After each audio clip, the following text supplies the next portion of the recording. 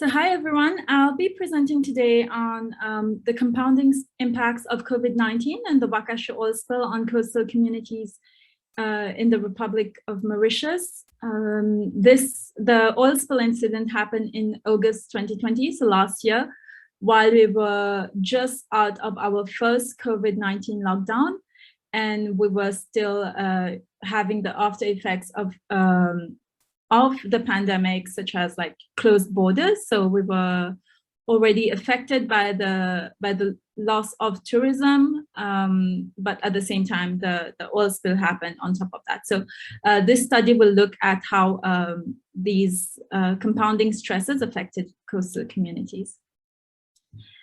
This is relevant for Mauritius because we have a total land area of only 790 square miles, but Mauritius has a jurisdiction over a maritime area 1,000 times larger than its landmass. So it's very important to draw the right lessons from this incident to make sure that, if there's any future cases like that, how we can react better, how we can make sure that we, are better prepared in the future.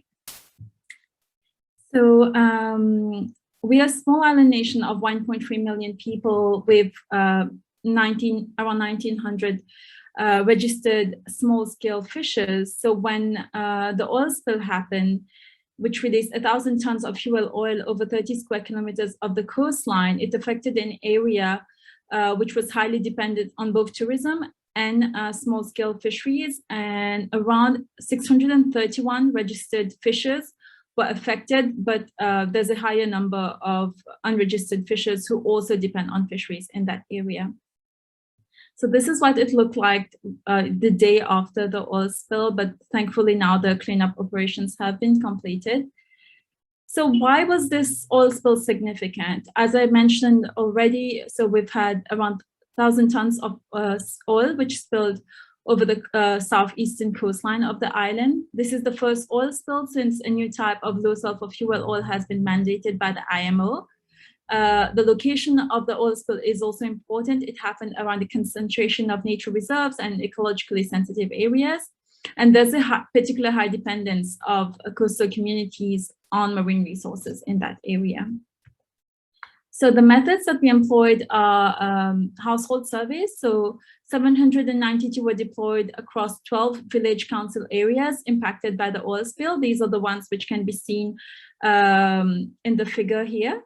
And we also included 4 reference village council areas in the north and northwestern part of the island. So these are the ones that were affected by the COVID, but not the oil spill. To complement that, we also conducted 22 semi-structured interviews with key informants and 7 community meetings, as we can see in the picture here. So I'm just going to present the key preliminary results today. So when we go into like decrease in earnings per household, we can see that communities were impacted by COVID-19 across all villages, but they were showing signs of recovery before the oil spill. So so the top line shows reference sites where we can see a slow rate of recovery, whereas the oil spill site, we can see a demarcation where the oil spill eroded the resilience of these vulnerable positions so that they couldn't recover at the same rate as the reference sites. We also asked respondents to what extent they felt affected by COVID-19 and the oil spill. So for COVID, 72% of respondents from the oil spill sites said they were very affected compared to 22% in the reference sites. And that's also because respondents on that area are also highly dependent on tourism. So when we lost that the international tourists, a lot of livelihoods were already affected, and on top of that we had the oil spill. And then we can see the difference here as well, where 59% of respondents from oil spill sites said they were very affected by the oil spill incident, as we expected, compared to only 1% in the reference sites. Here we look at the different employment sectors. So the areas most affected by the oil spill, and we focus just on the spill sites here, are fishing and gleaning sector, and also people employed in irregular daily labor. And I will be focusing on the small-scale fisheries component more specifically for this presentation. So we observed that there's a higher percentage of respondents with fishing as primary livelihood in the oil spill sites, which is important because for months after the oil spills, fishing was not allowed in the lagoon. There was like graduated reopening of the lagoon areas for small-scale fishing to be practiced again. So in terms of the fishers we surveyed, there was a mix of registered and unregistered fishers across different age groups.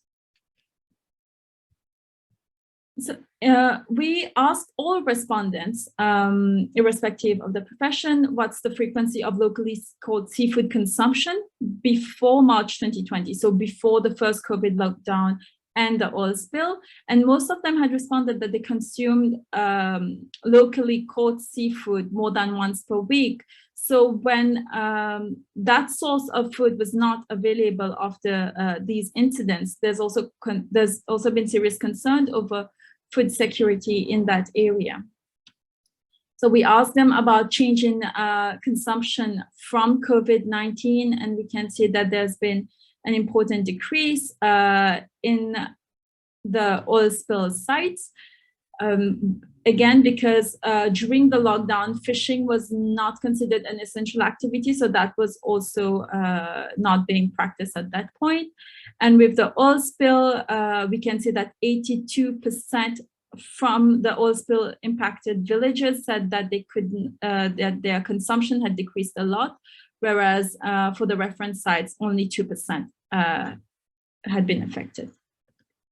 We also looked at the changes in amount of fish caught compared to the same period in 2019. So pre-oil spill, there was a decrease in the number of fish caught, mostly due to the COVID lockdown. Respondents were also asked whether the amount they had fished changed since COVID and the 2020 lockdown. And as from August, so post the oil spill, those at the oil spill sites could not fish at all, whereas reference sites experienced a resurgence which matched last year's levels, which we can see in the second graph. So almost like most people said there was no change for the reference sites. In terms of price of fish, there does not seem to be a clear pattern in the prices of fish over time, especially in the reference sites. The results here suggest that price changes were not determined by regional market forces, but they were more set by individual fishers or their middlemen. So this is something we also explored further by looking at people who could fish during that time. Where were they selling their fish as well?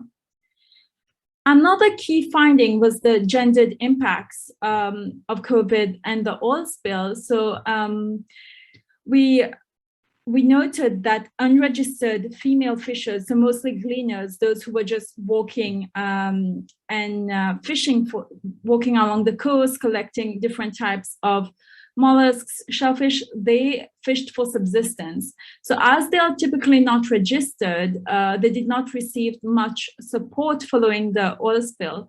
So a key recommendation from this study has been to employ a gendered approach whenever we were looking at alternative livelihood projects or financial support that were being provided to people in the oil spill impacted area. In addition to this, we complemented this study with national pulse surveys, which were done by Cantor Mauritius, which deployed those nationally. And one of the most important finding here is the fact that consumption of fish from the impacted region is considered dangerous. So 96% of respondents from this study had said that they thought it was still dangerous to consume fish, and that did not change much. So it was 88% in March 2021. So although the lagoon areas were opening up again, the perception of the public about safety of fish was still a concern. which is why another recommendation is more transparency about studies done to highlight how safe seafood consumption is in the area and what different types of species of seafood was considered for that. Lastly, we also looked into environmental perception. So we asked people how their concern for the environment had changed as a result of the spill, as well as a result of COVID. And we observed a higher percentage change in concern to care for the environment in oil spill sites versus the reference sites, interestingly, as a result of both events. And one of the reasons could be a biased response to the oil spill site right after the oil spill, but it could also indicate a higher care or higher need for the environment and its services to communities. So when we asked them why they had, when we asked our respondents why they picked the options that they highlighted that they were now able to see the vulnerability of the lagoon and connected ecosystems after the oil spill, and the need to protect them against a wide range of stresses became more apparent. The vulnerability of marine species also became more obvious, as well as the need to protect them. So respondents were able to more directly link loss of nature to loss of jobs and livelihoods. And that direct link between nature, livelihood, and food security became more established. So these are some of the quotes that came up during the surveys when we asked people about the changes in environmental perceptions and how that was impacting them. So to sum up, just wanted to highlight that there is a growing emphasis on a blue recovery as countries worldwide are aiming to recover from impacts of COVID-19. But it is very important not to think about recovery in silos. So we are not just trying to recover from COVID. There's multiple cases where countries are recovering from compounding stresses. For example, there's a combination of COVID and increasing frequency of storms, or like in Mauritius, there was COVID and the oil spill. So, you know, when we are thinking about recovery to a range of stresses, it is very important that we adopt a strong blue justice agenda, which looks at all actors. For example, here we focused on small-scale fisheries, but also at other key components such as gender equity and food security, among others, because these are all interconnected systems, and so are the stresses. So, and people are dealing with all of them at the same time. So recovery in that sense should be more holistic. So on that note, I would like to thank all the partners who helped support this study, and thank you for your attention. Thank you, Josheena. That was great. It was such an important topic, and yeah, I really think it is important that we start thinking about the recovery in a holistic and comprehensive way. And I think a lot of people are just trying to like get back to normal, and we need to think about what we want our normal to look like. But that's maybe a whole other conversation. It would be great if anybody has any questions. I'm sure there were a lot of emotionally involved people in the events of last year generally, and particularly with the oil spill in Mauritius. So if you have any questions, please feel free to raise your hand and we will call upon you. In the meantime, how are things looking now? I mean, you said that the cleanup has happened, and have there been ecological differences that are visible and noticeable now? Or is recovery happening likely? So cleanup operations ended in January this year, and there's been ongoing monitoring of ecological monitoring. And just yesterday there was coral spawning. We observed coral spawning along the southeastern coast, which I think is a very good sign. So I think ongoing monitoring is necessary to see, to understand more on the long-term impacts.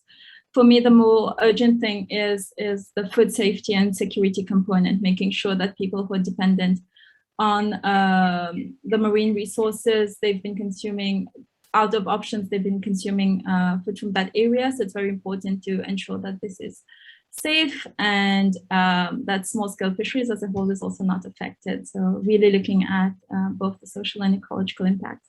Yeah. Yeah, definitely. I mean, I think it's going to be, unfortunately, a big long-term experiment, but one we would all rather hadn't happened. Yeah. Are there any questions? Yeah, I'm trying very hard not to just like bombard you with my own questions, because I'm hoping to get some other voices in. And I'm sure I've mentioned this to you before, Mauritius is one of my favorite places. So it was completely heartbreaking to watch this all happen last year. So it's good to hear that there's continuing monitoring and work, and hopefully some ecological recovery and some hope for the communities that are reliant on the system too. So Thank you. cool.